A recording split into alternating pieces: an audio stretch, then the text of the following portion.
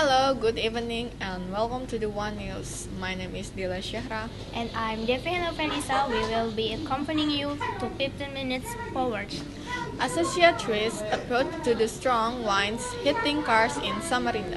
A 6-meter high acacia with a diameter of about 20 centimeters fell Monday afternoon, October 24, 2022. The fallen tree hit a CRV minibus car with white police number KT 1023 UZ on Jalan Kadioning, Samarinda. The incident when the tree fell on the minibus was recorded on a CCTV video installed in a boutique on Jalan Kadioning. Residents around Jalan Kadioning admit that the rain that had occurred since Monday afternoon had submerged a number of areas in Samarinda city.